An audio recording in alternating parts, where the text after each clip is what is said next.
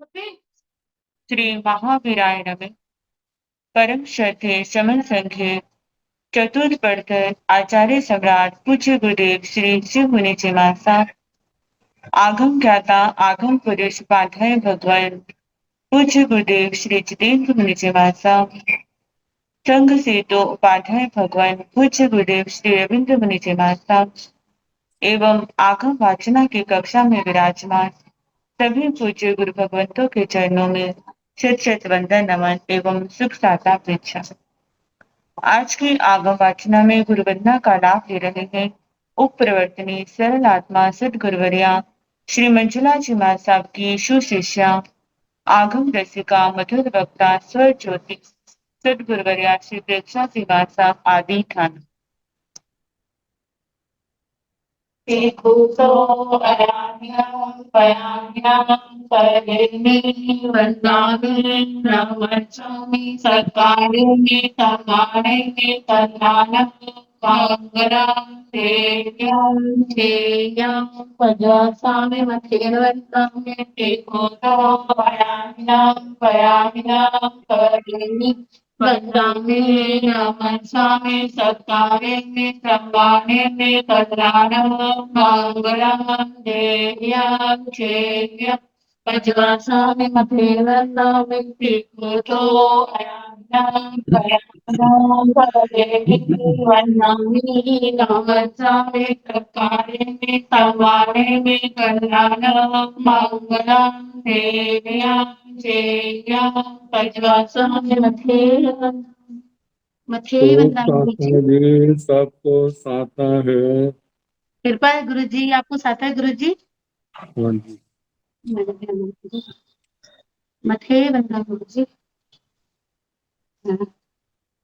आज की तपस्या का लाभ ले रहे हैं उत्तर भारतीय प्रवर्तनी शमनी सूर्या डॉक्टर श्री सरिता जी महाराज साहब की सुशिष्या घोर तपस्विनी महासाध्वी श्री शुभा पिंकी जी महाराज साहब उपवास, तरुण तपस्विनी महासाध्वी श्री शमा जी महाराज साहब उपवास, शासन प्रभाविका महासाध्वी श्री प्रवीण जी महाराज साहब की सुशिष्या महासाध्वी श्री हितांशी जी महाराज साहब उपवास। हम इनके तप की अनुमोदना करते हैं और सुख साता पूछते हैं। अब पूज्य गुरुदेव के चरणों में करबद्ध प्रार्थना करते हैं कि कृपया आप पधारें और हमें आगमों का अनमोल ज्ञान प्रदान करें। पधारिए मठेन वंदामि सुख साता।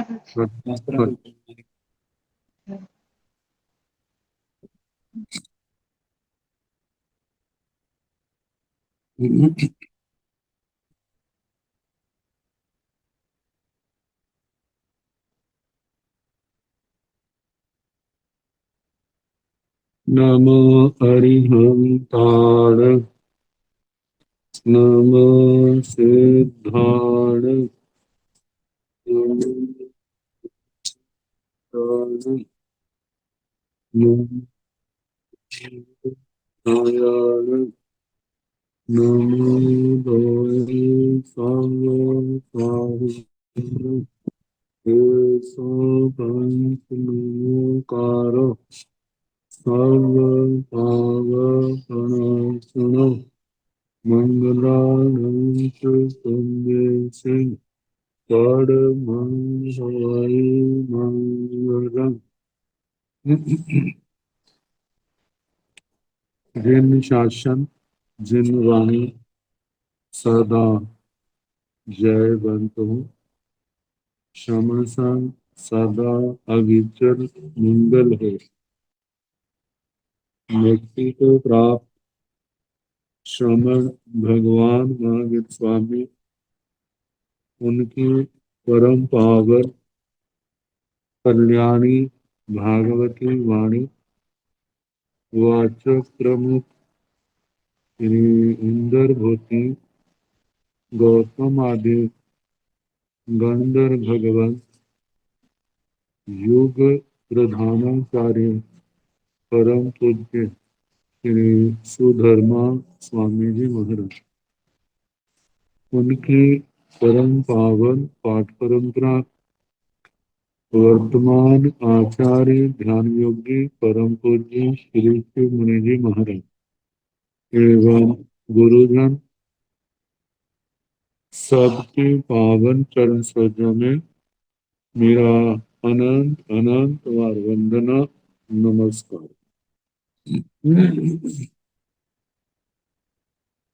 आगम परिषद में विराजमान वरिष्ठ मुनिराज, अन्य मुनिवृंद, परम आदरणीय भगवती स्वरूपा महसाद, श्री अनुयोग द्वार सूत्र इसकी वाचना प्रारंभ है, जो समापन की ओर बढ़ रही। शनिवार को भाव समय का वर्णन चल रहा है, आगम से और नो आगम से। आगम से जो भाव समय के अर्थ परमार्थ को जानता है और उसके अर्थ में जिसका उपयोग लगा, इसको ये है कि सच में ये समाहित होती, जब ऐसे भाव आत्मा के अंदर आते, वो ही सच्ची समाहित कही जा सकती। और नो आगम से भाव समाहित दो गाथाएं बताई थी। जस समानियो आप अप्पा संयमे नियमे तबे। जस जिसके अप्पा आत्मा संयमे नियमे तबे, संयम में, नियम में और तप में समानियो, समानित। समानित का मतलब इनके अंदर लीन है, इन भावों के अंदर आत्मा स्थित है। जिसकी आत्मा संयम नियम तप में लीन है, तस समायम हो, उसकी समाहित होती। जो समो सब भूएसु तती केवली भाषी, ये किनका वचन है? ये किसी सदमस्त का वचन नहीं है, ये केवली भगवान का वचन। सदमस्त के वचन में संदेह हो सकता है कि वो ठीक है या नहीं, लेकिन केवली भगवान के वचन में कोई संदेह नहीं। आगे, जो समो सब भूएसु तसेसु ठावरेसु तस सामायम होई केवली भाषी। जो यो तसेसु ठावरेसु, छह जीवनी पाए, जो दो भागों में बटी, त्रस और स्थावर। इन सब जीवों में, सब भूतों में, प्राणियों में, जिनको हम प्राण भूत जीव सत्व कहते हैं, इनमें जिनकी आत्मा सम भाव को धारण किया, सारे जीना चाहते हैं, कोई दुख नहीं चाहता,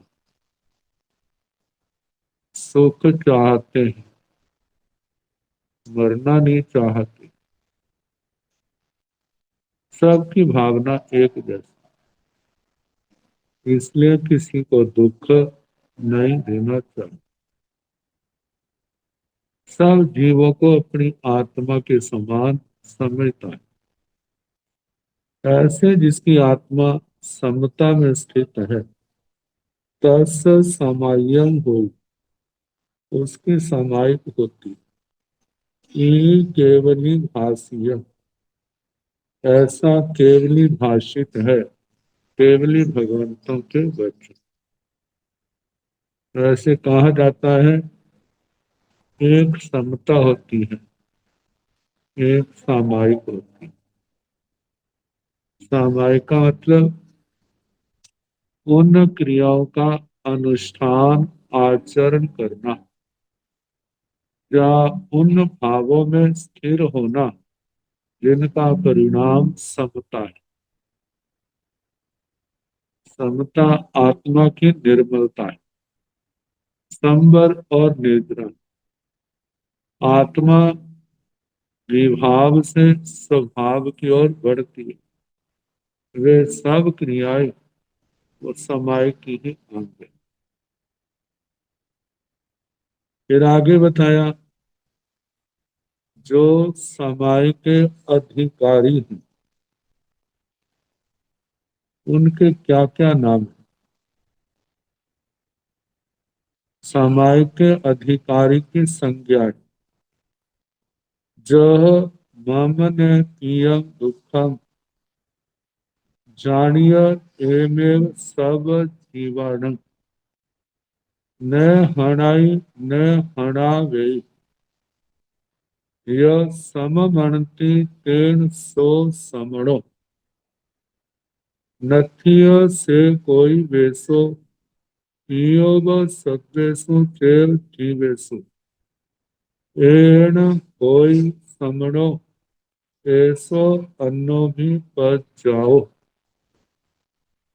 जह ममने पियम दुखम, जह जैसे मम मेरे को, न पियम दुखम दुख प्रिय नहीं है, दुख से कोई प्यार नहीं करता, दुख को कोई चाहता नहीं।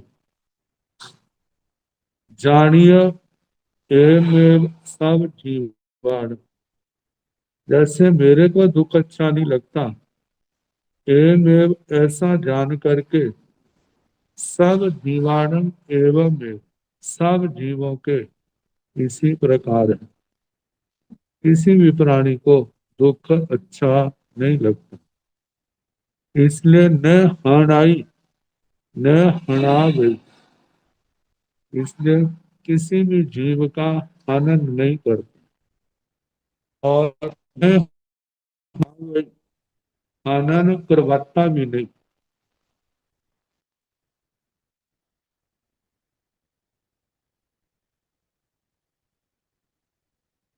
उपलक्षण से हनन करने वाले की अनुमोदना भी नहीं करता। पेड़ सो समम अणति, यह समम अणति जो सब जीवों को अपने समान समझता है। तेन सो समणो, तेन इस कारण से सो समणो वह श्रमण कहलाता है, उसको श्रमण कहा जाता है। जो ना किसी का हनन करता है, ना हनन करवाता है, हनन करने वाले की अनुमोदना भी नहीं करता, और सब जीवों को अपने समान समझता है। समम अणति, सब जीवों को अपने समान जानता है, समझता है। नथिय से कोई बेसो कियोब सभ्यसो चैव जीवेसु एण होई समणो ऐसो अन्नो भी पचाओ, ऐसो जह अन्नो भी पचाओ। ये दूसरा पर्याय है श्रवण का। क्या नथियों से कोई पियो, श्रवण को किसी के साथ कोई प्यार नहीं, उसका कोई प्रिय नहीं, किसी के प्रति उसको राग नहीं। सभ्यसु नथिय से कोई वेसो कियो सब सभ्यसु चैव जीवेसु, ना उसका किसी के प्रति द्वेष है। वेसो, वेसो का द्वेष से शब्द बना है, द्वेष, द्वेष वेसो, उसका किसी के साथ द्वेष नहीं। प्रिय सत्वेषु च जीवेषु, सब किसी भी जीव के प्रति उसको प्रिय राग भी नहीं है। किसी जीव के साथ द्वेष नहीं और न किसी के साथ राग है। एण कोई समणो, इस कारण से वह श्रवण है। ऐसो अन्यो भी पचाओ, ये दूसरा पर्यायवाची नाम है। मतलब पहले श्रवण कहा, किसी को दुख नहीं देता। दूसरी बात, किसी से राग भी नहीं करता और किसी से द्वेष भी नहीं करता। अब श्रवण की उपमाएं हैं।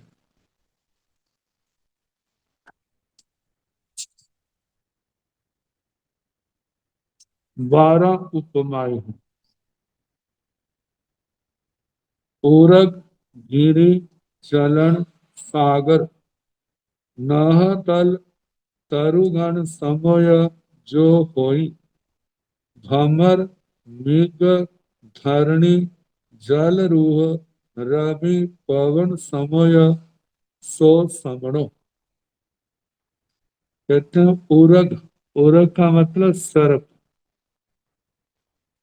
जो सर्प के समान होता है। तो सर्प तो जहरीला होता है, किसी का जहर नहीं भी होता। सर्प का स्वभाव तो थोड़ी सी प्रतिकूलता आ जाए, हुंकारा लगाना और काटना। इस बात को लेकर के सर्प की उपमा नहीं दी। कहते हैं उपमा एक देशवाची होती, कोई उसके अंदर गुण है जो श्रवण के साथ मिलता है, उसको लेकर के कहा है। तो पहले मैं इन उपमाओं का नाम ले दूं। उरग, सर्प। दूसरा है गिरि, पर्वत। तीसरा है जलन, ज्वलन, अग्नि। चौथा है सागर, समुद्र। पांचवा है नह तल, आकाश तल, आकाश। तरुगण, आगे छठा है तरुगण, वृक्ष समूह, वृक्ष। समूह जो हो, इनके समान जो होता है।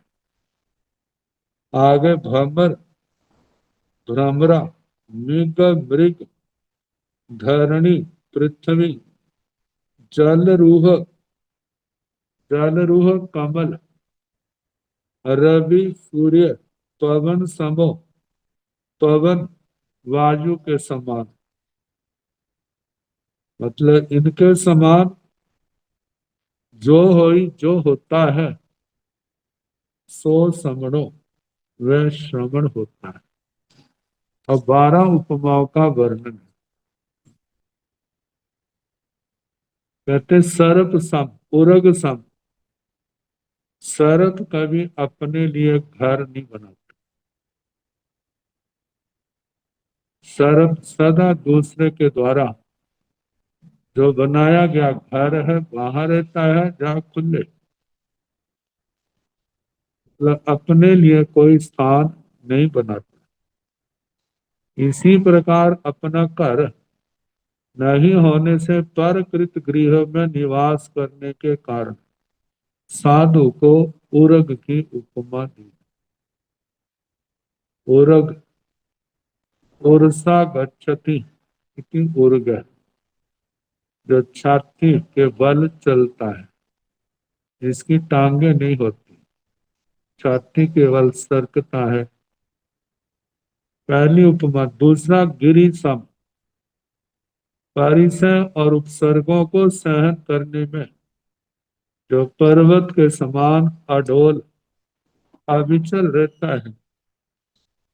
इस कारण जैसे पर्वत को आंधी तूफान कितनी आए, वह कभी अपनी मर्यादा का उल्लंघन नहीं करता, डामाडोल नहीं होता। ऐसे परिसर उपसर्ग आने पर जो डामाडोल नहीं होता। तीसरा है ज्वलन अग्नि सम, तपोजन्य तेज से समन्वित होने के कारण साधु अग्नि के समान होते। जैसे अग्नि तृण काष्ठ आदि ईंधन से तृप्त नहीं होती, इसी प्रकार साधु भी ज्ञान के अभ्यास से, तप के अभ्यास से तृप्ति का अनुभव नहीं करते, कहते और कर ले और कर ले। जितना करेंगे हमारे कर्मों का बोझ उतना हल्का होगा। इस प्रकार अग्नि की उपमा दी। चौथी है सागर। जैसे सागर अपनी मर्यादा को नहीं लांघता, उसी प्रकार साधु भी अपनी आचार मर्यादा का उल्लंघन नहीं करता। समुद्र जैसे रत्नों का आकर भंडार होता है, वैसे साधु भी ज्ञान दर्शन चारित्र आदि के रत्नों का भंडार होता है। इसलिए रत्नाकर सागर को कहा है। तो सागर की दो बातें कही, एक मर्यादा का उल्लंघन नहीं करता, दूसरा रत्नाकर रत्नों का भंडार। ऐसे साधु अपनी मर्यादा में रहने वाला और ज्ञान दर्शन चारित्र आदि रत्नों का भंडार खजाना है। पांचवा है नभ स्थल। जैसे आकाश स्व प्रतिष्ठित होता है, वो किसी का आलंबन नहीं लेता, इसी प्रकार साधु भी किसी प्रसंग पर दूसरों का आश्रय अवलंबन सहारा नहीं लेने से आकाश सम स्व प्रतिष्ठित। छठा है तरुगण सम। जैसे वृक्षों को सींचने वाले पर राग और काटने वाले पर द्वेष नहीं होता, वे सर्वदा समान रहते हैं, इसी प्रकार साधु भी निंदा प्रशंसा मान अपमान में समवृत्ति होने से तरुगण के समान।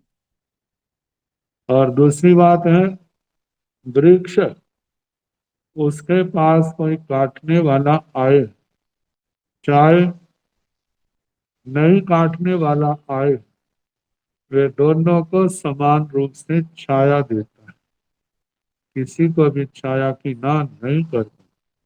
इसी प्रकार साधु सती के पास कैसी भी आत्मा क्यों ना आए, वो उनका अनिष्ट चिंतन नहीं करता है, उनके तरने में सहयोगी बनता है। यही भावना होती है, इसका भी कल्याण हो, इसका भी कल्याण हो, इसको बोध की प्राप्ति हो। ये भी सम्य ज्ञान दर्शन चारित्र तप की आराधना करे और इस संसार सागर को पार कर जाए, ऐसी भावना। सातवां है भ्रमर सम। जैसे भंवरा अनेक पुष्पों से थोड़ा थोड़ा रस लेकर अपना निर्वाह करता है, उसी प्रकार साधु भी अनेक घरों से थोड़ा थोड़ा सा आहार ग्रहण करके अपना जीवन निर्वाह करता है। और वो भी केवल इतना ही नहीं, और उस जीवन में संयम तप की निर्दोष आराधना करता है। तो इसलिए भंवरे की उपमा आठवीं है मृग सम। जैसे मृग हिंसक पशुओं शिकारियों आदि से सदा भयभीत रहता है, उसी प्रकार साधु भी संसार के भय से सदा उद्विग्न रहने के कारण मृग सम। ये सोचता पता नहीं किस समय मौत आ जाए, मौत आए उससे पहले मैं इतनी तैयारी कर लूं ताकि मेरी आत्मा इस संसार सागर के अंदर ना भटके। संयम तप की निर्दोष आराधना करके मैं आराधक बन जाऊं, ताकि आने वाले भविष्य में मेरी आत्मा इस धर्म मार्ग से कभी भटके ना, ऐसी भावना रहती है जिसकी। नौमा है धरणी सम, पृथ्वी जैसे सब कुछ सहन करती है, उसी प्रकार साधु विच्छेद, तिरस्कार, ताड़ना आदि को समभाव से सहना, किसी का अनिष्ट चिंतन नहीं, किसी के प्रति कर श्राप की भावना नहीं होती, सबका मंगल हो, सबका मंगल हो, ये भावना। तो इस प्रकार पृथ्वी के समान सब कुछ समता से सहना, कोई स्तुति करे चाहे निंदा करे। 10वां है जल रूह सम। जल रूह जो जल में पैदा होता है, वह कीचड़ में, जल रूह कमल के लिए आता है। जैसे कमल पंख कीचड़ में पैदा होता है, जल में संवर्धित होता है, किंतु इनसे लिप्त नहीं होता, इनसे निर्लिप्त रहता है। उसी प्रकार साधु भी संसार में काम भोग, देखा जाए काम भोगों में पैदा होता है, उन्हीं लोगों के साथ रहता है, लेकिन समय आने पर सब कुछ छोड़कर से अलग हो जाता है। कहते हैं इस काम भोग रूप संसार में रहते हुए भी उनसे लिप्त नहीं रहता, इसलिए जल रूह कमल के समान है। 11वां है रवि सम। जैसे सूर्य अपने प्रकाश से समान रूप से सभी क्षेत्रों को प्रकाशित करता है, उसी प्रकार साधु अपने ज्ञान रूपी प्रकाश को धर्म देशना के द्वारा सर्व साधारण को समान रूप से प्रदान करता है, ज्ञान का प्रकाश करता है, धर्म करने की प्रेरणा देता है। 12वां है पवन सम। जिस प्रकार वायु की सर्वत्र अप्रतिहत गति होती है, उसी प्रकार साधु भी सर्वत्र अप्रतिवद विचरणशील होने से वो वायु के समान है, पवन सम। ये 12 उपमाएं श्रवण को दी हैं जो सम्यक समय की आराधना करने वाले। अब इसके आगे प्रकारांतर दूसरे ढंग से श्रवण, इस शब्द का निर्वचन। तो समणो जय सुमणो, भावेण जय न होई पाव मणो, सैणय जनेय समो समोय मानव मानेसु। तो समणो तस्मात् श्रवण, इस कारण से श्रवण कहते हैं। क्यों? जय सुमनो, यदि वो सुमन है, इसका मन क्या है? सु, सु का मतलब शुद्ध है, साफ है, मन में किसी प्रकार का मैलापन नहीं, इसलिए सुमन का, सुमन है तो श्रवण है।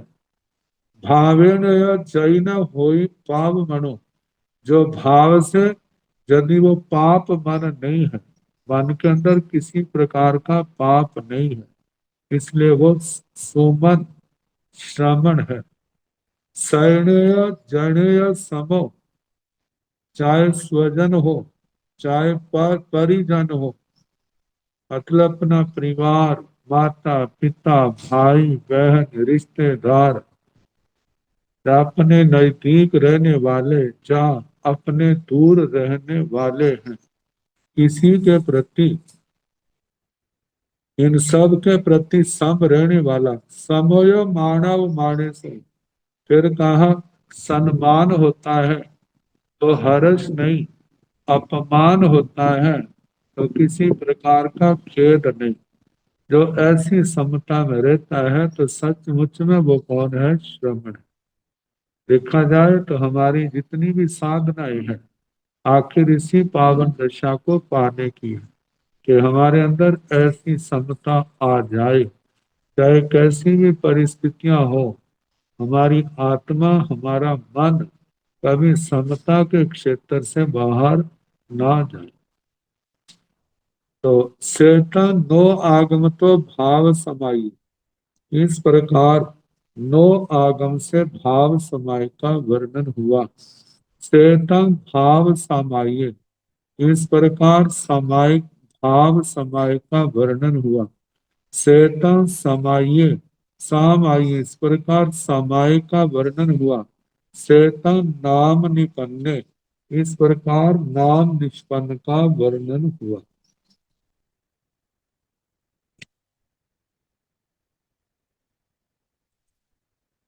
निक्षेप का वर्णन चला था। निक्षेप के तीन भेद थे। ओग निष्पन्न, जिसमें अध्ययन, अक्षीण, आय और क्षपणा, इन चार शब्दों का नाम स्थापना द्रव्य भाव से वर्णन आया था। और दूसरा आया था नाम निष्पन्न। नाम निष्पन्न में सामायिक की बात आई थी। सामायिक चार भेद, नाम, स्थापना, द्रव्य भाव।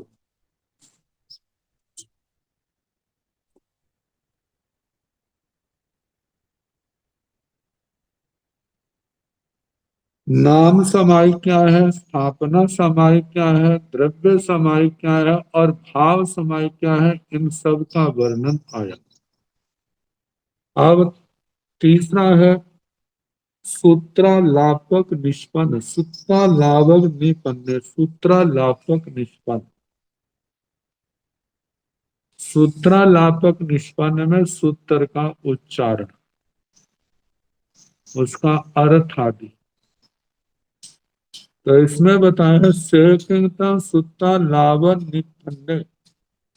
सुत्ता लावन निपन्ने इदानीं सुत्ता लावे निपन्नम निखेवं इच्छा वही श्रेय पत लक्षणे भी न निखी पाई तमह लाघवत्थं इतो अथि तथ्य अनुोगदारे अनुगमेति ताहिनं निखित्य इहं निखित्य भवति इहं वा निखित्य तहि निखित्य भवति तमह इहं न निखिपै ताहि च निखिपिसाई सेतं निखेवे सेकिंता सुत्ता लाभव निपन्ने। सूत्रा लापक निष्पन्न निक्षेप का क्या स्वरूप है। सुत्ता लाभक निपन्ने इदानीं सुत्ता लाभय निपन्नम निखेव इच्छा वे।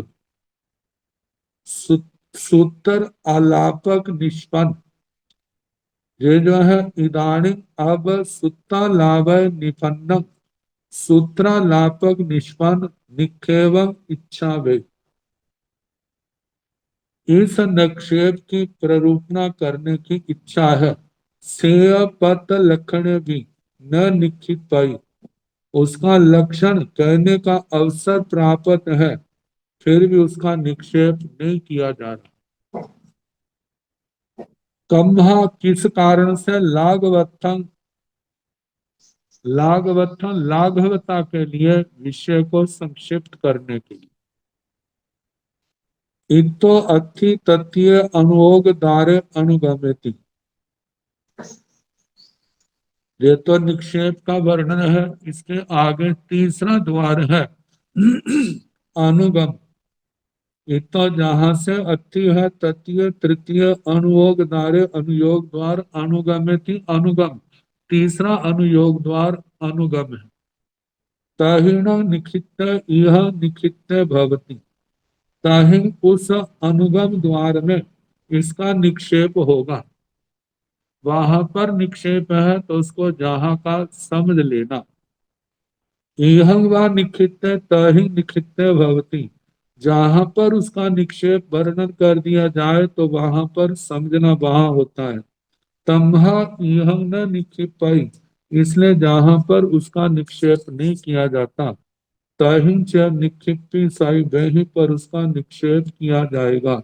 सेतं निक्षेपे, इस प्रकार निक्षेप का वर्णन हुआ। अब तीसरा द्वार है अनुयोग द्वार अनुगम। सेकिंतं अनुगमे, अनुगमे दुमिह प्रणते तंजाहा सुत्तानुगमे नियुक्ति अनुगमे। सेकिंतम अनुगमे, अनुगम का क्या अर्थ है? जिस समय चार अनुयोग द्वारों का वर्णन आया था प्रारंभ में, उपक्रम, निक्षेप, अनुगम और नय, वहां पर इसका अर्थ बताया था। उपक्रम एक प्रकार से प्रारंभ कर, दूसरा निक्षेप, नाम, स्थापना, द्रव्य भाव आदि के माध्यम से किसी भी वस्तु का प्रस्तुत का वर्णन करना, अप्रस्तुत का निराकरण निषेध कर। अनुगम का मतलब सूत्र का अनुकूल अर्थ कर, सूत्र का वही अर्थ करना जो जिन शासन सम्मत हो। जो अर्थ जिन शासन सम्मत नहीं है, उस अर्थ का निराकरण करना, उसको स्वीकार नहीं करना। इसलिए कहा जाता है अनुगम व्याख्यानम, व्याख्या करना। तो सेकिंतम अनुगमे, अनुगम का क्या स्वरूप है? अनुगमे दुविहे पढ़ते, अनुगम के दो भेद कहे। तंजः, जैसे कि सुत्तानुगम्य, नियुक्ति अनुगम्य। एक सूत्रानुगम और दूसरा है निर्युक्ति अनुगम। सूत्रानुगम और निर्युक्ति अनुगम, इन सब का वर्णन आगे आएगा। तो सूत्रानुगम में व्याख्या की जाती है, जैसे भाष्य के लक्षण के संबंध में कहा जाता है। संहिताय पदम चे पदत्व पद भी कहो, चालनाय प्रसिद्धि छ विधि लक्षण। सूत्र का अर्थ कैसे करना है, इसमें बताया है। पहले संहिता, अस्खलित रूप से पदों का उच्चारण करना। दूसरा पद, सुबंत और तिगांत शब्दों को पद कहते हैं। उसमें सबका ये बताया जाता है कि ये क्रिया पद है और ये नाम पद है, जिसमें विभक्तियां, वचन आदि सारे बताए जाते हैं। तीसरा है पदार्थ, इस शब्द का अर्थ क्या है? ये शब्द किस अर्थ को अपने अविधेय का वर्णन कर रहा है, किसका वर्णन कर रहा है? चौथा है पद विग्रह, यदि समस्त पद है, समास वाले शब्द, तो उनका विग्रह करना। चालना, प्रश्न करना और उनका प्रश्नोत्तर करना, जिसको चर्चा कह देते। आगे प्रसिद्धि, सूत्र और उसके अर्थ का विविध युक्तियों द्वारा जैसा है उसी प्रकार से अर्थ की स्थापना करना प्रसिद्धि है। अन्य युक्ति देकर के, जैसे पूर्व पक्ष स्थापित करके उसका खंडन करके फिर उत्तर पक्ष की स्थापना करना, जो अपना जिन शासन का अभिमत है। तो ये सूत्रागों में ऐसा आता है। आगे है दूसरा है निर्युक्ति अनुगम। निर्युक्ति अनुगम का मतलब, जहां पर भी इसी शैली से सूत्रों का अर्थ किया जाता है। निर्युक्ति सूत्र के साथ एक ही भाव से संबद्ध अर्थों को स्पष्ट करना। नाम, स्थापना, द्रव्य भाव आदि प्रकारों द्वारा विभाग करके विस्तार से सूत्र की व्याख्या करने की पद्धति को निर्युक्ति कहा जाता है। निर्युक्ति अनुगम, ये सारा वर्णन आएगा।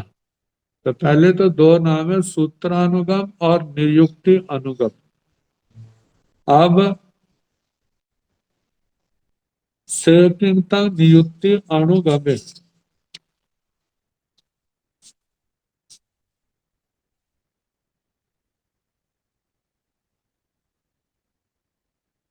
सूत्रानुगम का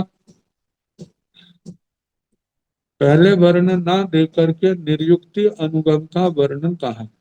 सूत्रानुगम का वर्णन सूत्र स्पर्शिक निर्युक्ति के प्रसंग में जो आपको गाथा बताई है, संहिता, पद, पदार्थ आदि, वो सारा सूत्रानुगम का है। तो निर्युक्ति अनुगम के अंदर ही सूत्रानुगम का वर्णन आएगा। सेकिंता नियुक्ति अनुगमे। नियुक्ति अनुगमे तीविह प्रणते तंजाहा निखेव नियुक्ति अनुगमे। ओवघात नियुक्ति अनुगमे। सूत्र फास्य नियुक्ति अनुगमे। सेकिंता नियुक्ति अनुगमे निर्युक्ति अनुगम का क्या स्वरूप है? नियुक्ति अनुगमे तीविह प्रणते, ये तीन प्रकार का कहा है।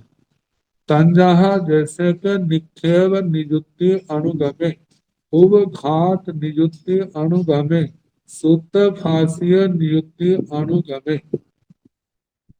निर्युक्ति अनुगम तीन प्रकार का कहा है, जैसे कि निक्षेप निर्युक्ति अनुगम,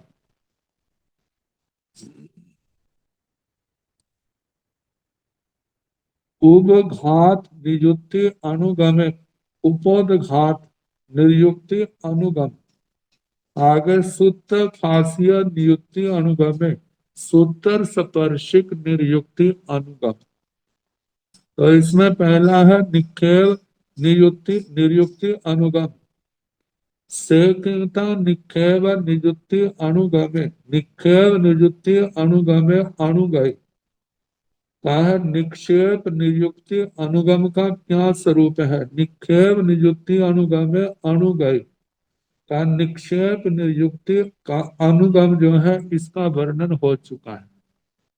कहते क्या हुआ है जिसमें निक्षेप, निक्षेप का मतलब न्यास, न्यास तत्वार सूत्र में न्यास शब्द का प्रयोग किया, और हमारे आगमों में निक्षेप शब्द, निक्षिपति, निशेषण क्षिपति, पूर्ण रूप से मतलब अर्थ का वर्णन करता है, जिसमें अप्रस्तुत का निराकरण होता है और प्रस्तुत का प्रतिपादन होता है। तो जिसमें नाम स्थापना आदि रूप निक्षेप की निर्युक्ति, इस शैली से जो वर्णन किया जाता है, नाम स्थापना द्रव्य और भाव, और जितने इसके अलावा और भी वर्णन आते हैं, जैसे भाव भाव भाव भाव काल क्षेत्र, इनको ग्रहण किया है। तो इस प्रकार निक्षेप नियुक्ति का वर्णन हुआ। अब इसके आगे सेकिंतम उपघाय नियुक्ति अनुगमे। उपघाय नियुक्ति अनुगमे इमाहि दोहि गाहि अनुगंतव्य तंजाहा। उद्देश्य निर्देशेय निगमे क्षेत्र काल पुरीसेय। कारण पच्चय लक्षण नय समोयारणा अनुमय। किं कई बिह कस कहिं केसु कहं कीचिरं हवै कालम। कई संतर मविरहितम भवा गरिस फासन निरुक्ति सेतम उपघात नियुक्ति अनुगमे। सेकिंतम उपघाय नियुक्ति अनुगमे। उपोदघात निर्युक्ति अनुगम का क्या स्वरूप है? कि उपोदघात प्राय करके ना कोई भी ग्रंथ लिखते हैं तो उसकी प्रस्तावना होती है। प्रस्तावना में सारे ग्रंथ का सार दिया होता है। तो उपोदघात का हमारे व्याख्याकार आचार्यों ने जो अर्थ दिया है ना, जो इसके अनुसार पूर्ण रूप से घटता है, वह है शास्त्रोत्पत्ति। उपोदघात का मतलब शास्त्र की उत्पत्ति। शास्त्र की उत्पत्ति के में जहां पर 26 बातें कही, उनका वर्णन इस उपोदघात निर्युक्ति में आता है। कि सेकिंतम उपघाय नियुक्ति अनुगम, उपोदघात नियुक्ति अनुगम का क्या स्वरूप है? उपघाय नियुक्ति अनुगम इमा ही दो ही गाथा ही अनुगंतव्य। उपोदघात नियुक्ति अनुगम, इन दो गाथाओं से अनुगंतव्य जानना चाहिए। अणगंतव्य है, अनुगंतव्य इस प्रतीक के अनुसार मतलब आना चाहिए। अनुगंतव्य, अनुगंतव्यम, अवगंतव्यम, ज्ञातव्यम, जानना चाहिए। संजहा जैसे के उद्देश्य, उद्देश्य, पहले इनके अर्थ बता रहा हूं शब्दों के। निर्देश और निर्देश, निगम, निर्गम, क्षेत्र, क्षेत्र, काल, काल, पुरुषेय, पुरुष, कारण, कारण, प्रत्यय, प्रत्यय, लक्षण, लक्षण, नय, नय, समोयारणा, समवतारणा, अणुमय, अनुमत, किन, क्या, कई, विह, कितने प्रकार का, कस, किसका, कहीं, कहाँ पर, कैसु, किन में, कहम, कैसे, की, चिरंग, हवई, कालम, ये समायिक आदि कितने काल तक होती है, कई, कितने, संतरंग, कितना अंतर पड़े तो, मवि रहित लगातार हो तो कितना, भाव कितने भाव तक, आगरिस, आकर्ष, फासन, स्पर्शन, निरुक्ति, निरुक्ति, भावा भाव, निरुक्ति, सेतम, उपघात नियुक्ति अनुगमे, ये उपोदघात नियुक्ति अनुगम का वर्णन। यदि इनका जानना हो ना, उत्तर भारतीय प्रवर्तक पूज्य श्री सोमन मुनि जी महाराज ने आवश्यक नियुक्ति का प्रकाशन करवाया। उस नियुक्ति में ये दोनों गाथाएं वहां पर आती, और उसके ऊपर जो संस्कृत टीका है आचार्य श्री हरिभद्र जी की, और हिंदी का अनुवाद भी उसके साथ में है। तो जिन जिन के पास है उन्होंने कृपा की है तो उसका लाभ उठाने का प्रयास कर, सारा वर्णन किया है। तो इन 26 द्वारों का वर्णन संक्षेप से मैं करने का प्रयास करूं। पहली बात है, कहते हैं उपोदघात नियुक्ति अनुगम, ये उद्देश्य आदि 26 बातें कही। कहते हैं इनकी व्याख्या करके सूत्र की व्याख्या करने को कहते हैं उपोदघात निरुक्ति अनुगम, इनके माध्यम से सामायिक आदि की व्याख्या करना। जैसे पहला द्वार है उद्देश्य, सामान्य रूप से कथन करने को उद्देश्य कहते हैं। जैसे अध्ययन, अध्ययन तो कहा, लेकिन इससे कोई जिज्ञासा की निवृत्ति तो नहीं होती। प्रश्न आता है कौन सा अध्ययन, इस शास्त्र का अध्ययन, इस अध्ययन के अंदर वर्णन किसका है, उद्देश्य तो सामान्य आया है। तो इस प्रश्न का समाधान करने के लिए दूसरा शब्द है निर्देश, निर्देश। निर्देश का मतलब उद्देश्य का विशेष नामोल्लेख पूर्वक कथन करना, जैसे सामायिक। अब और आगे की कौन सा अध्ययन, नाम आया सामायिक। फिर प्रश्न उठता है निर्गम, तीसरा, कहते जिस वस्तु के निकलने के आधार स्रोत का कथन निर्गम है। ये समाई कहाँ से निकली, जैसे गंगा नदी आई कहाँ से आई, सिंधु नदी आई कहाँ से आई, सीता नदी निकली कहाँ से निकली, सीतोदा नदी निकली तो कहाँ से निकली। जम्बू नदियों के बारे में तो जम्बूद्वीप प्रज्ञप्ति के अंदर सारा बताया, लेकिन ये समाई कहाँ से निकली है, तो कहा जाता है अर्थ की दृष्टि से तो तीर्थंकर भगवंतों के मुखारविंद से निकली। अर्थ की दृष्टि से समाई का अर्थ तीर्थंकर भगवंतों ने कहा है, और सूत्र के दृष्टि से देखा जाए तो गणधरों से, उनके मुखारविंद से जो सामायिक निकली है। क्योंकि आवश्यक निरुक्ति में कहा है कि अथम भाषाई अरहा सुत्तम गंथंति गणहरा न्यूनम। अर्थ का भाषण कौन करते हैं? तीर्थंकर भगवान अरिहंत परमात्मा। और सूत्र का ग्रंथन कौन करते हैं? सूत्र का ग्रंथन गंधर भगवान करते हैं। अर्थ का उपदेश तो भगवान ने किया, और सूत्र रचना गणधर भगवंतों ने की।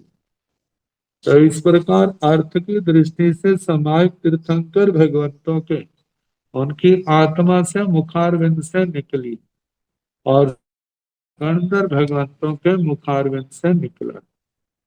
आगे क्षेत्र, जहां समाय की उत्पत्ति हुई वह क्षेत्र कौन सा था?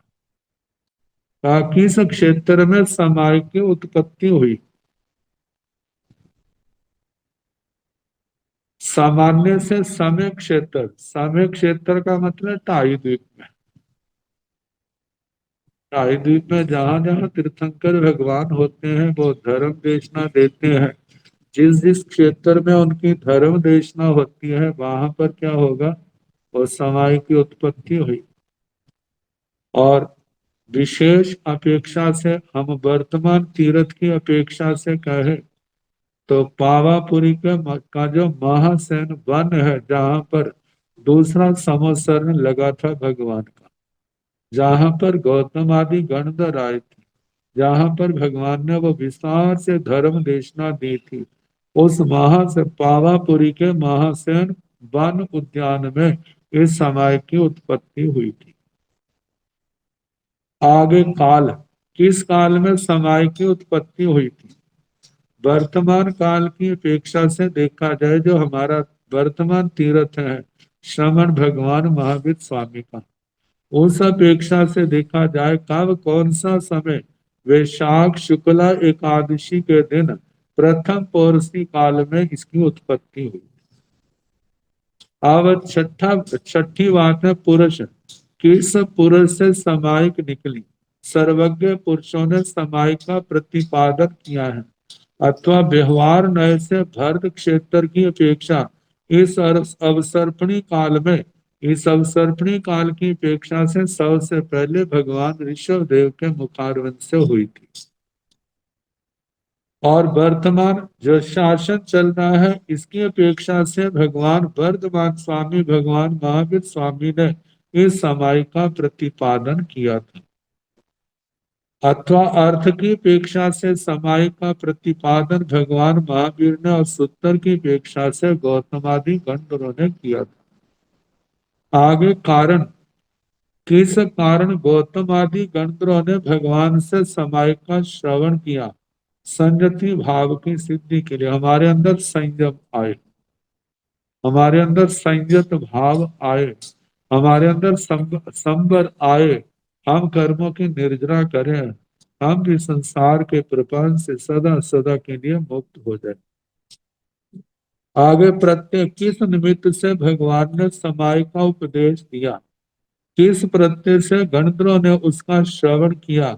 केवल ज्ञानी होने से भगवान ने सामायिक चरित्र का प्रतिपादन किया, क्योंकि तीर्थंकर नाम गोत्र की निर्जना के लिए वो धर्म देशना जिन शासन की धर्म तीर्थ की स्थापना करते, और भगवान केवली है। इस प्रत्यय से निमित्त से भव्य जीवों ने श्रवण किया सामायिक आदि चरित्र को। आगे लक्षण, समाय का लक्षण कहना, समाय का लक्षण जैसे सम्यक्त समाय का लक्षण है तत्वार्थ की श्रद्धा। समाय के तीन अंग आते, पहला सम्यक्त समायिक, दूसरा है श्रुत समायिक, तीसरा है चारित्र सामायिक। श्री उत्तराधीन सूत्र के 5वें अध्ययन में अकाम वर्णित आगारी सामाई अंगाई सद्धि, आगारी सामाई अंगाई सद्धि कायण फासाई, आगारी गृहस्थ समाय के अंगों का, श्रद्धावान अंगों का स्पर्श करें। तो सब अंग कौन से? आवश्यक निर्युक्ति में और आवश्यक विशेष आवश्यक भाष्य में तीनों का बड़े विस्तार से, इन अंगों का बड़े विस्तार से वर्णन किया है। पहला है सम्यक, तीन अंग है सम्यक तो समायिक। दूसरा है श्रुत समायिक। तीसरा है चारित्र समायिक। तो श्रुत सम्यक तो समायिक क्या है? तत्वार्थ के प्रति श्रद्धा। जो भगवान ने तत्व ज्ञान सुनाया, जीव अजीव आदि तत्वों का बोध कराया, जो भगवान ने निर्ग्रंथ प्रवचन कहा है उसके प्रति आस्था, श्रद्धा, विश्वास, प्रतीति, रुचि होना, ये क्या है? सम्यक तो समायिक। इन तत्वों का ज्ञान होना वह है श्रुत समायिक। श्रुत समायिक तत्वों का ज्ञान कैसे होगा? तत्वों का ज्ञान स्वाध्याय से, वाचना, पृच्छना, परिवर्तना, अनुप्रेक्षा, धर्म कथा से होगा। अब इन तत्वों का ज्ञान हुआ, तत्वों का ज्ञान होना और उनके प्रति श्रद्धा रखना, श्रद्धा, विश्वास, रुचि, इनका होना। तो रुचि का नाम सम्यक्त समायिक और ज्ञान होना वह शुद्ध समायिक। अब चारित्र समायिक है। चारित्र समायिक के दो भेद, एक सरल विरति है, एक देश विरति। सरल विरति में महाव्रत आते हैं और देश विरति में अनुव्रत आते हैं। तो इस प्रकार ये समाय का लक्षण हुआ, समाय का लक्षण कहना। आगे नय, नयों की अपेक्षा से समाय का वर्णन करना। व्यवहार नय से पाठ रूप समायिक है, तीन शब्द नयों की अपेक्षा से जीव आदि वस्तु का ज्ञान रूप समायिक होती है, मतलब इनका तत्वों का ज्ञान होना। आगे नयों की अपेक्षा से आगे देखा जाए, नैगम नय, व्यवहार नय, संग्रह नय, व्यवहार नय, रीजु सूत्र। आखिर चलते चलते समाई का बिल्कुल समता भाव में आ जाना। जब सम भावों में स्थित है तो एवं भूत नय की दृष्टि से क्या आएगा? समाई का रूप आएगा आत्मा के प्रति। 11वां है नय समवतार। किन का किन के अंदर समावेश होता है? तो कहा जाता है आचार्य श्री आर्य रक्षित जी तक तो प्रत्येक सूत्र का नयों की अपेक्षा से वर्णन व्याख्यान किया जाता था, लेकिन उसके बाद आगमों को चार अनुयोगों के अंदर बांट दिया और नयों के अनुसार जो व्याख्या होती थी वो आगे उसका एक प्रकार से विच्छेद हो गया। अनुमत, कौन नय किस समाय को मोक्ष मार्ग रूप मानता है? जैसे नैगम संग्रह, व्यवहार, नय, तप, संयम रूप चारित्र समाय को स्वीकार करते हैं। निर्ग्रंथ चारित्र समाय, निर्ग्रंथ प्रवचन रूप शुद्ध समाय को और तत्वार्थ श्रद्धान रूप सम्यक्त समाय को, इन तीनों समायकों को मोक्ष मार्ग मानते हैं। नैगम संग्रह, व्यवहार, नय जो है, ये तीनों को ही क्या करते हैं? सम्यक्त समायिक, श्रुत समायिक, चारित्र समायिक को स्वीकार कर मोक्ष मार्ग समित मानते हैं। सरल संपर रूप चारित्र के अनंतर ही मोक्ष की प्राप्ति होने से ऋजु सूत्र, शब्द, समाभिरूढ़ एवं भूत, ये चारों नए जो है संयम रूप चारित्र समाय को ही मोक्ष मार्ग रूप मानते हैं। क्योंकि कहा जाता है जानता है, श्रद्धान करता है, लेकिन कर्मों के बंधन तो टूट नहीं रहे। कर्मों के बंधन कब टूटेंगे? जब पूर्ण रूप से संवर आएगा, पूर्ण चरित्र आएगा। तो इसलिए कहा जाता है इन चार ऋजु सूत्र, शब्द, समाभिरूढ़ एवं भूत नय की अपेक्षा से संयम रूप चारित्र समाय को ही मोक्ष मार्ग कहा। आगे 13वां है किम सामायिक क्या है? द्रव्य आर्थिक नय के मत से सामायिक जीव द्रव्य है। द्रव्य आर्थिक नय की दृष्टि से सामायिक क्या है? जीव द्रव्य है। और पर्यायार्थिक नय की दृष्टि से सामायिक जीव का गुण है। अब कितने प्रकार की समाय कितने प्रकार की है? समाय के 3 प्रकार की है, जैसे बताया सम्यक तो समायिक, श्रुत समायिक, चारित्र समायिक है। उन्हें इनके भेद प्रभेदों का कथन करना। सम्यक तो समायिक में अब इसमें आ जाता है, जैसे उपशम सम्यक तो है, क्षोभशम सम्यक तो है, वेदक सम्यक तो है, क्षायिक सम्यक तो है, ऐसे अनेक भेद सम्यक तो। श्रुत समायिक में जैसे आता है कालिक आता है, उत्कालिक आता है, उत्कालिक के जैसे नंदी सूत्र के अंदर भेद किए हैं उन सारा कहना। और चारित्र समायिक में देश विरति सर्व विरति है, देश विरति है, सर्व विरति में 5 महाव्रत है, छठे रात्रि भोजन का त्याग है, 6 काया के जीवों की रक्षा का विधान है, 5 समिति, 3 गुप्ती आता है, 10 श्रमण धर्म आता है, परिसय उपसर्गों को समता से सहन करना। और उसके साथ देश व्रति में अणुव्रतों का, गुण व्रतों का, शिक्षा व्रतों का वर्णन आता है, श्रावक की प्रतिमाओं का वर्णन आता है, साधु की प्रतिमाओं का साधु जीवन में वर्णन आता है। इनका वर्णन करना किसको, किस जीव को सामायिक प्राप्त होती है? जिसकी आत्मा संयम नियम और तत्व में सन्निहित होती है, जो जीव त्रस स्थावर समस्त प्राणियों को समता भाव रखता है, उस जीव को सामायिक प्राप्त होती है। और आगे देखा जाए तो ये भाव सामायिक वाले का शुक्ल पक्षी होना, भव्य होना जरूरी है। दूसरी बात, शुक्ल पक्षी होना जरूरी है। फिर उसके बाद कर्मों की स्थिति जो है, कोट आयु कर्म को छोड़ करके कोटा कोटि से कम होना उनका जरूरी है।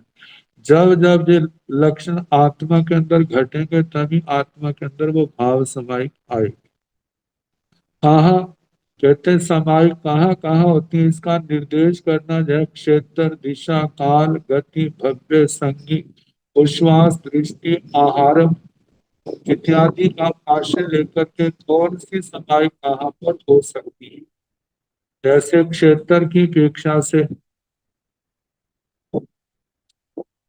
सम्यक तो समायिक तो चारों गतियों में पाई जाती है। श्रुत समायिक भी चारों गति में पाई जाती है। देश विरति समायिक चारों गतियों में नहीं पाई जाती, यह केवल मनुष्य गति और त्रयन गति में पाई जाती है। सरल सरल विरति जो है केवल मनुष्य गति में पाई जाती है। अब क्षेत्र की अपेक्षा से देखा जाए तो सम्यक तो समायिक तीनों लोकों में पाई जाती है। श्रुत समायिक भी तीनों लोकों में पाई जा सकती है। और चारित्र समायिक तीनों लोकों में पाई जाती, कैसे पाई जाती? जन्म की अपेक्षा से देखें तो जन्म तो अधोलोक में जो अधोलोकी ग्राम जो 1000 जो गहरे विजय हैं, एक तो उनकी अपेक्षा से मध्य लोक में तो है। और मानो कोई मेरू पर्वत आदि के ऊपर वहां गए, वहां पर किसी का जन्म हो जाता है तो उस अपेक्षा जन्म की अपेक्षा से। और विद्याधर आदि जंघाचारण विद्याचारण आदि लब्धि के जो धारक है, वो जहां जहां तक जा सकते हैं वहां पर देश विरति और सर्व विरति पाई जाती है। इस अपेक्षा से दिशाओं की अपेक्षा से विचार करना, काल की अपेक्षा से विचार करना, नो अवसर्पणी नोत्सर्पणी की अपेक्षा से देखा जाए तो सामायिक महाविद्य क्षेत्र में सदा पाई जाती है। भारत और इरावत क्षेत्र की दृष्टि से देखा जाए तो अवसर्पणी काल के तीसरे आर्य के आखिर में, चौथे आर्य में, पांचवें आर्य के अंदर पाई जाती है, पांचवें आर्य के आखिर तक जब तक ये धर्म तीर्थ है। उत्सर्पणी काल की अपेक्षा से देखा जाए तो जिस समय जन्म की अपेक्षा से जन्म समाई करने वालों का जन्म तो दूसरे आर्य के लास्ट में हो गया है, लेकिन जब तीर्थ की स्थापना होगी उसके बाद सामायिक आएंगे। उस समय धर्म तीर्थ की स्थापना होगी, उसके बाद लोग सामायिक आदि करेंगे। इस अपेक्षा आरों के हिसाब से, समय के हिसाब से, काल की अपेक्षा से कहना, गतियों की अपेक्षा से कह दिया। और भव्यों की अपेक्षा से, भव्यों में कौन कौन सी समृद्ध, भव्यों के अंदर ही भाव समाई पाई जाती है, अभव्यों के अंदर नहीं। संगी जीवों के अंदर पाई जाती है, असंगी के अंदर उच्छ्वास का स्पष्ट नहीं हुआ है। तो उच्छ्वास का कैसे है, आगे दृष्टि देखा जाए तो सामायिक सम्यक दृष्टि जीव के अंदर है, मिथ्या दृष्टि के अंदर वो सामायिक नहीं पाई जाती। आहार, आहार के अंदर सामायिक चारित्र सामायिक पाई जाती है, अनाहार के अंदर नहीं। केवली भगवान अनाहारक दशा में, केवली समुद्र घाट में 14वें गुण स्थान में, तो उनमें तो जथा क्या चरित्र पाया जाता है। इन बातों को लेकर के समाई कहाँ कहाँ हो सकते हैं, इनका वर्णन करना। किस में समाई किस किस में होती है, सम्यक तो समाई सर्व द्रव्य सर्व पर्याय में होती है, क्योंकि सम्यक तो समाई का जितने द्रव्य जितनी पर्याय है वो सारे उसका क्षेत्र बनते हैं।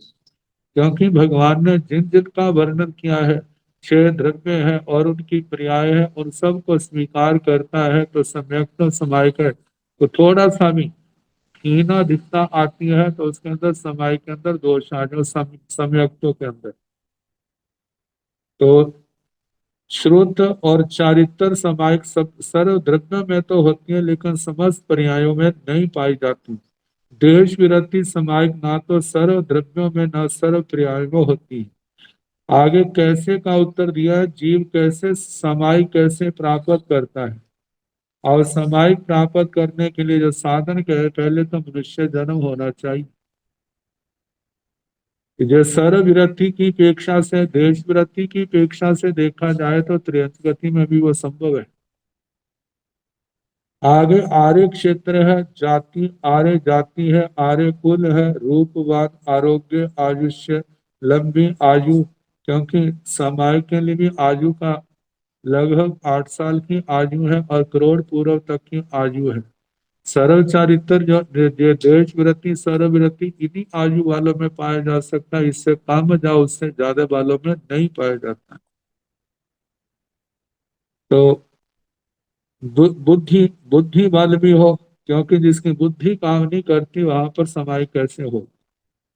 धर्म का श्रवण करना, धर्म का निश्चय करना, श्रद्धा संयम, इन लोक दुर्लभ 12 स्थानों की प्राप्ति होने पर जीव समाई को प्राप्त करता है। कितने काल तक समायिक रह सकती है, इसके संबंध में कालमान जो है, सम्यक तो समायिक, शुद्ध समायिक, अंतर मुहूर्त से लेकर के शासक सागरोपम जा धीरे तक आता है। और जो चारित्र सामायिक है वो अंतर मुहूर्त से लेकर एक समय से लेकर के देशों करोड़ पूर्व तक का समय बताया है। अब इसके आगे 20 में से लेकर के 26 में तक के द्वारा कल जैसे समय होगा कराने का प्रयास करें।